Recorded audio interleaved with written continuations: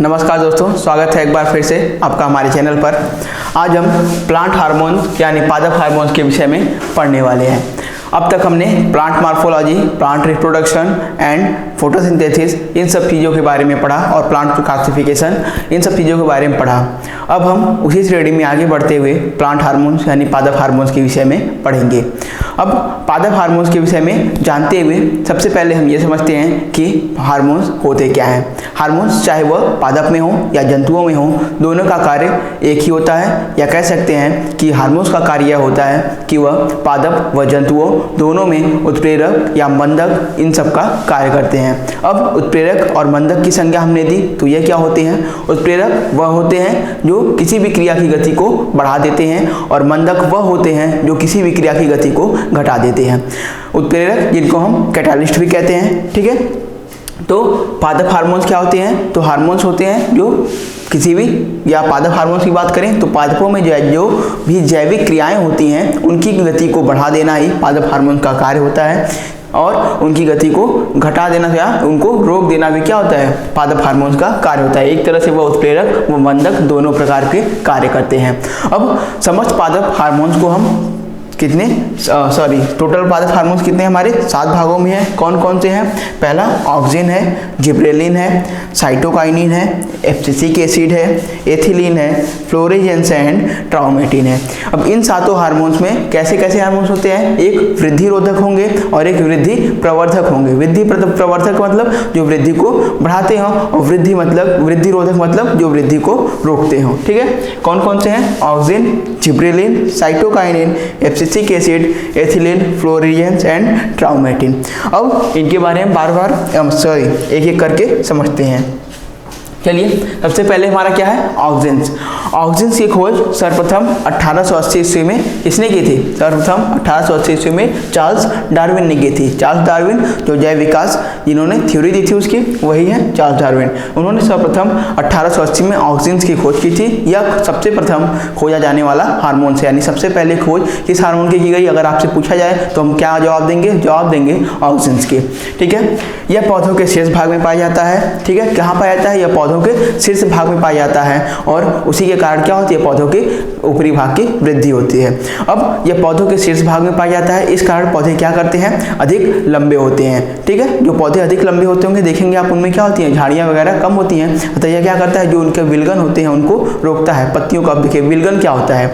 विलगन वह होता है जब विलगन का हमने क्या होगा? ये क्या करते हैं? जो भी शाखाएं निकलती हैं उनकी वृद्धि को रोकता है, यानी शाखाओं की वृद्धि को रोकता है, और पौधे के शीर्ष भाग की वृद्धि को बढ़ाता है, यानी पौधे को अधिक लंबा बनाता है, और उसमें झाड़ियां वगैरह कम हो, इन चीज़ की वृद्धि को नियंत्रित करता है, ठीक है। और यह क्या करता है? खरपतवार को नष्ट कर देता है। यह कैसा है? यह खरपतवार नाशी होता है। कैसा होता है? खरपतवार नाशी होता है एक तरफ से। और यह क्या होता है? ऑक्सिन क्या होता है? खरपतवार नाशी होता है। यह पत्तियों में विलगन को रोकता है। अब देखिए विलगन क्या होता है? विलगन होता है पत्तियों का अलग हो जाना, ठीक है। पत्तियों का पेड़ों से अलग हो जाना। आपने पतझड़ सुना होगा, क्या होता है? पत्तियों का विलगन होता है, पत्तियां पेड़ से अलग हो जाती हैं। फलों का विलगन भी होता है, ठीक है। पुष्पों का भी विलगन होता है। विलगन मतलब कुल मिला के डिटैचमेंट, जिसको क्या कहते हैं? अलग। अटैचमेंट जुड़ जाना, डिटैचमेंट अलग हो जाना, यानी विलगन, ठीक है।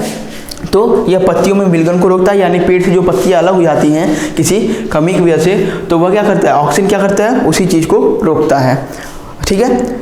अब आगे चलते हैं। दूसरा हार्मोन हमारा क्या है? जिब्रेलिन। जिब्रेलिन पे चलते हैं। देखिए जिब्रेलिन, इसकी खोज सन 1886 ईस्वी में कुरोसावा ने की थी। किसने की थी? कुरोसावा ने की थी। ये कैसे वैज्ञानिक? ये जापान के वैज्ञानिक थे। जापानी वैज्ञानिक थे कौन? कुरोसावा, ठीक है। अब जिब्रेलिन का क्या कार्य होता है? जिब्रेलिन यह बीजों के अंकुरण में सहायक होता है। यह बौने पौधे को लंबा कर देता है। देखिए यह बीजों के अंकुरण में सहायक होता है। कौन? जिब्रेलिन। जिब्रेलिन क्या करता है? जो बीज होते हैं जो सुसुप्तावस्था में पड़े होते हैं, ठीक है, उनकी प्रसुप्ति को भंग करना मतलब एक तरफ से जो जिन बीजों में अंकुरण नहीं हो रहा होता है उनमें अंकुरण किसके थ्रू होता है? इसी जिब्रेलिन के कारण होता है। वे बीज क्या करते हैं? अपनी प्रसुप्तावस्था को भंग करते हैं, ठीक है, अपनी क्या कहते हैं सुस्ती को तोड़ते हैं, और उनमें अंकुरण धीरे धीरे क्या होता है? प्रारंभ होता है। किसके कारण? इसी जिब्रेलिन हार्मोन्स के कारण बीजों में क्या होता है? अंकुरण प्रारंभ हो जाता है।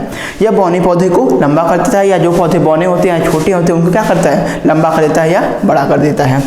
इसके छिड़काव द्वारा वृहद आकार के फल व फूल बनते हैं। आपने देखा होगा कि क्या होता है, जल्दी बहुत सारे ऐसे भी जो सब्जी वाले होते हैं वो क्या करते हैं, बड़े आकार के जो फूल या फल क्या होते हैं, आज अचानक से आपने देखा कि आज रात को सब्जी छोटी थी, सब्जी का जो भी आपका फल था वो छोटा था, आपने देखा 1 या 2 दिनों में क्या होता है वो अचानक बड़ा हो जाता है। तो वो कैसे होता है, इसी जिबरेलिन हार्मोन से कारण होता है। यानी वृहद आकार की अगर हमको फल या फूल हमको पाने हो तो हम किसका छिड़काव कर देते हैं, इसी का, जिबरेलिन हार्मोन्स का। इसी के द्वारा क्या होता है, वृहद आकार के फल व फूल पाए जाते हैं। ठीक है, आगे चलिए। आगे ये आपका साइटोकाइनेंस, मेरे हिसाब से यहाँ शायद 1926 ईस्वी होगा, आप लोग करेक्शन कर लीजिएगा, फिलहाल आप देख लीजिएगा। ठीक है, आगे चलते हैं। क्या हमारा साइटोकाइनेंस हार्मोन। अब देखिए, साइटोकाइनेंस हार्मोन्स की खोज 1955 में मिलर ने की थी। किसने, मिलर नाम के वैज्ञानिक ने सन 1955 ईस्वी में इसकी खोज की थी। लेकिन इसका नामकरण किसने किया, इसका नामकरण किया लिथाम नामक वैज्ञानिक ने। लिथाम ने क्या किया, इसका नामकरण किया, लिथाम ने क्या किया, इसका नामकरण किया। लेकिन ये जो आपके मिलर थे, इन्होंने क्या किया, 1955 ईस्वी में इसकी खोज की। यानी साइटोकाइनिन नाम इसको किसने दिया, लिथाम ने दिया। आगे, यह ऑक्सीन के साथ मिलकर कार्य करता है। यह एकमात्र ऐसा हार्मोन है जो किसी हार्मोन के साथ मिलकर कार्य करता है। बाकी सारे हार्मोन क्या होते हैं, पृथक रूप से अपना कार्य कर लेते हैं, लेकिन यह क्या करता है, ऑक्सीन हार्मोन के साथ मिलकर ही कार्य करता है। कौन, साइटोकाइनिन हार्मोन। ठीक है, ये आप याद रखिएगा। अब ये ऑक्सीन हार्मोन के साथ मिलकर क्या करता है, ये ऑक्सीन हार्मोन के साथ मिलकर पौधों में क्या कर सकते हैं, एक तरफ से कोशिका विभाजन, ठीक है, और उसके विकास में मदद करता है। कोशिका विभाजन और उसके विकास में मदद करता है। यानी कोशिकाओं में जो विभाजन होता है उसमें सहायता कौन करता है, हमने कहा क्या था, ये उत्प्रेरक का कार्य करते हैं। यानी ये उत्प्रेरित करेगा किसको, कोशिका विभाजन को। कोशिका विभाजन की गति क्या करता है, बढ़ा देता है एक तरफ से। कोशिका विभाजन और पौधे के विकास में मदद करता है। किसके साथ मिलकर, ऑक्सीन हार्मोन के साथ मिलकर। अब आगे क्या करेगा, ये आरएनए और प्रोटीन बनाने में सहायक होगा। ये जो आपका साइटोकाइनिन हार्मोन है, ये आरएनए और प्रोटीन बनाने में भी क्या होता है, सहायक होता है। ठीक है, अब आगे चलते हैं।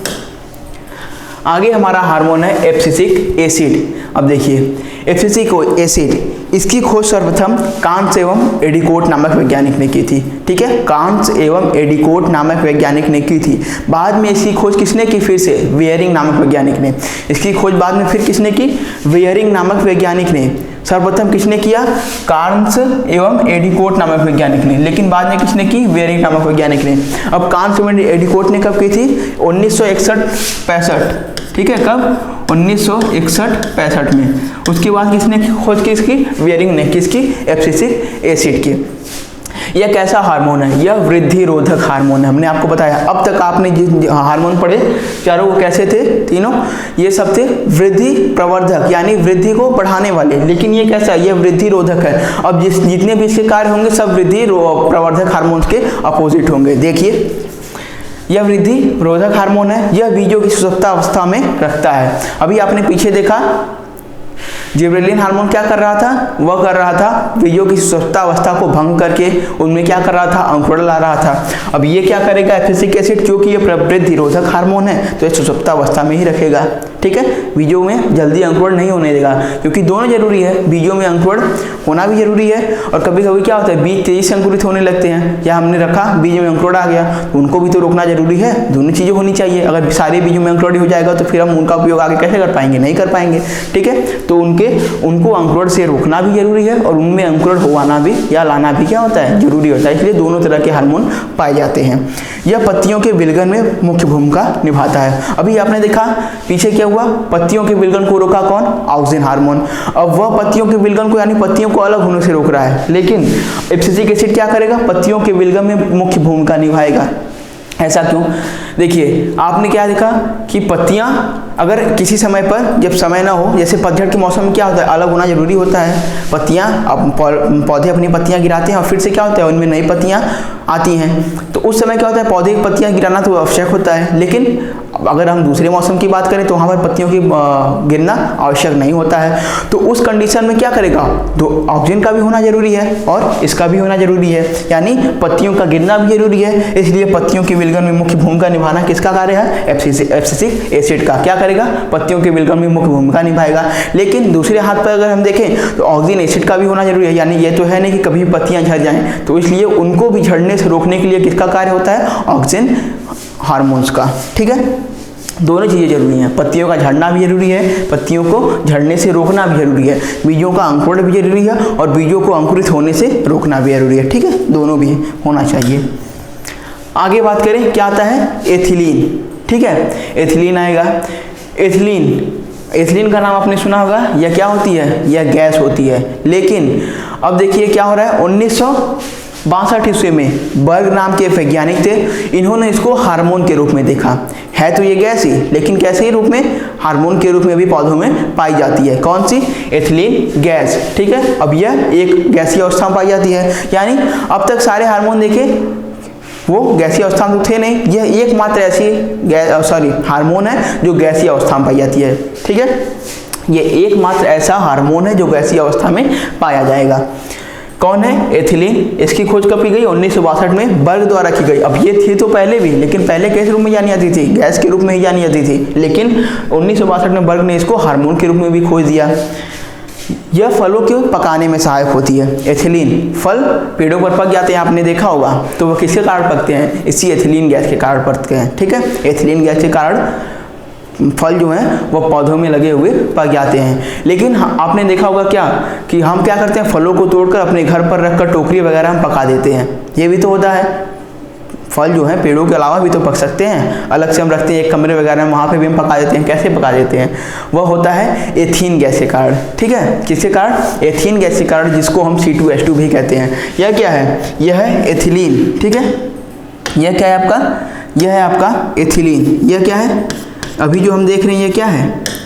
यह है एथिलीन। यह क्या है? एथिलीन।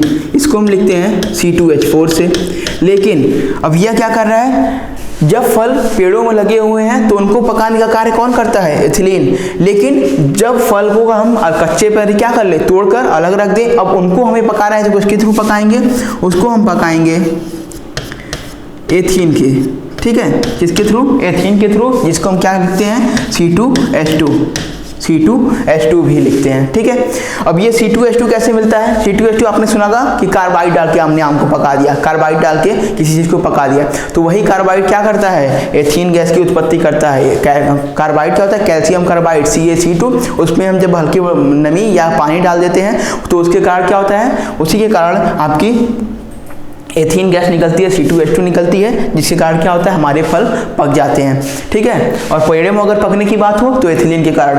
आपसे दो तरह के प्रश्न पूछे जा सकते हैं कि फल जो है पेड़ों में पकते हैं किस गैस के कारण? एथिलीन गैस के कारण। लेकिन फलों को हम कच्चा तोड़कर अगर अपने घर भी पकाएं, वह किस गैस के कारण? वो होगा एथीन के कारण।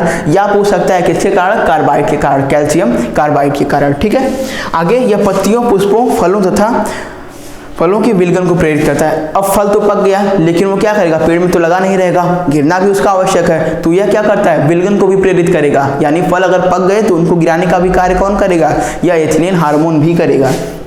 फलों को गिराने का भी कार्य करेगा, पुष्पों को भी विलगन करने का, पत्तियों को भी विलगन करने का कार्य, अलग करने का कार्य कौन करेगा? एथिलीन करेगा। आगे चलते हैं, अगला हार्मोन हमारा है फ्लोरीजेंस। यह देखिए बेसिकली क्या होते हैं? पत्ती में बनते हैं। ठीक है, पत्ती में बनते हैं, लेकिन इनका मुख्य कार्य, जो सबसे मुख्य कार्य होता है, वह क्या होता है? फूलों को खिलाने का। मुख्य क्या कार्य क्या है इनका? फूलों को खिलाने में मदद करते हैं। इस कारण अगर बात करें इनको तो हम क्या कहते हैं? इन्हें हम फूल खिलाने वाले हार्मोन्स भी कहते हैं। उन्हें हम क्या कहते हैं? फूल खिलाने वाले हार्मोन्स भी कहते हैं। क्या कहते हैं? फूल खिलाने वाले हार्मोन्स भी कहते हैं। क्यों? क्योंकि ये क्या करते हैं? इनका मुख्य कार्य है फूलों को खिलाना। ठीक है, इनका मुख्य कार्य क्या है? फूलों को खिलाना। ठीक है, आगे ट्राउमेटिन। यह क्या है? एक प्रकार का डाई कार्बोक्सिलिक एसिड है। कौन? ट्राउमेटिन। ट्राउमेटिन का सबसे मुख्य कार्य यह होता है कि यह क्या करता है? पौधों के घावों को भरता है। जब किसी पौधे को हम क्या करते हैं? जैसे किसी पौधे की छाल को हमने नुकसान पहुंचाया या उस छाल को हमने काट दिया, ठीक है, तो उस कंडीशन में क्या होगा? यही ट्राउमेटिन एसिड ट्राउमेटिन हार्मोन क्या होता है? स्राव होता है, इसका स्राव होता है, और इसी के स्राव होने के कारण क्या होता है? ये पौधों के घाव भर जाते हैं। अब यह किसमें, जाहिर सी बात ये हमेशा स्रावित होगा नहीं। जब पौधों की कोशिका क्या होगी, घायल होगी, या पौधे की जैसे छाल को हमने छील दिया, या पौधों के किसी भाग को हल्का से खरोच आ गई या काट दिया, ऐसे कार्य करने पर क्या होता है, यह जो ट्राउमेटिन हार्मोन है इसका क्या होता है, स्राव होने जाता है। किसमें, अब कोशिका तो घायल हो गई, उसमें क्या हुआ, ट्राउमेटिन हार्मोन का स्राव हुआ, और वही ट्राउमेटिन हार्मोन स्रावित होकर क्या करता है, पौधों के घावों को भर देता है, उनके घावों को या जख्मों को सही कर देता है। ठीक है, तो ये था हमारा पूरा हार्मोन्स। अब हमारा क्या बचा है, पादप रोग, ठीक है, जिनको हम क्या कहते हैं, प्लांट डिजीजेस, प्लांट डिजीजेस कहते हैं हम इनको। अब हमारा बचा है प्लांट डिजीजेस, और एक चीज़ पढ़ेंगे क्या हम, प्लांट टिश्यूज, पादप ऊतक। सिर्फ और सिर्फ ये जो चीज़ें हमें पढ़नी बाकी है, इसके बाद हमारा क्या होगा, पूरी की पूरी बॉटनी समाप्त। तो हमने क्या किया, एक बॉटनी के चरण को अपने समाप्त कर लिया। अब आगे हम पढ़ेंगे किस पर, जूलॉजी पर। ठीक है, पढ़ेंगे हम जूलॉजी, उसके बारे में सारी चीज़ें के अध्ययन करेंगे। तो अभी हमें फिलहाल ये 2 टॉपिक खत्म करने बाकी हैं, उसको खत्म करके हम आगे जूलॉजी पर पढ़ेंगे। ठीक है, तब तक पढ़ते रहिए, धन्यवाद।